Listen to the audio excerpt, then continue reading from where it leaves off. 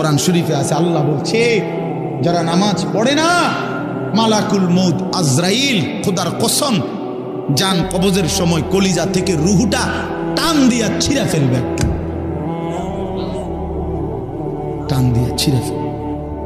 কাল্লা ইযা বালাগাতিত তারাকি, কণ্ঠনালীর কাছে চলে আসবে, তখন রুহুটা কণ্ঠনালীর থেকে আর বের হতে চাইবে না। গলায় যেমন আটকাইয়া যায়, আটকাইয়া যাবে রুহু বেঈমানের, নাফরমানের। তো ফেরেশতা আল্লাহর নবী বলেন মালাকুল মউত আজরাইল টাইনা হেসরাইয়া ছিঁড়া ছিন্ন ভিন্ন করে রুহুটা টেনে বের করবে। কেন এমন করলো? এমন নির্মম মৃত্যু হলো কেন?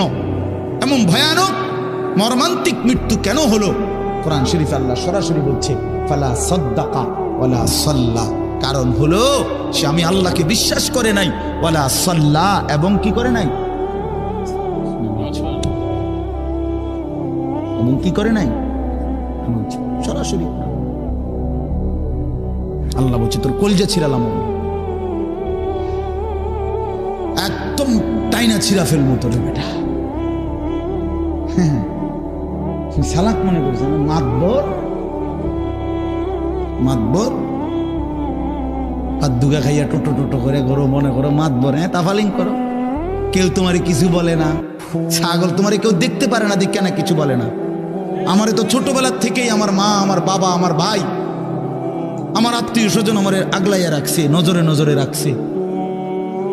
তোমারে কেউ দেখতে পারে না, তোমার উপরে যে খোদার গজব, এই জন্য তোমার মা ডাকে না, বাপে ডাকে না, গ্রামের কেউ ডাকে না। এটা তো দুর্ভাগ্য বেটা, যে কিরে আমি একটা মানুষ, আমার কেউ কদ্দুর কিছু বাধা দেয় না।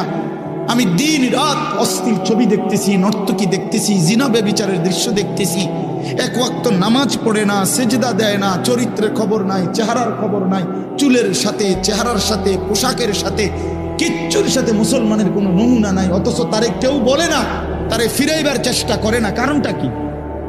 তার উপরে যে খোদার গজব পড়ছে।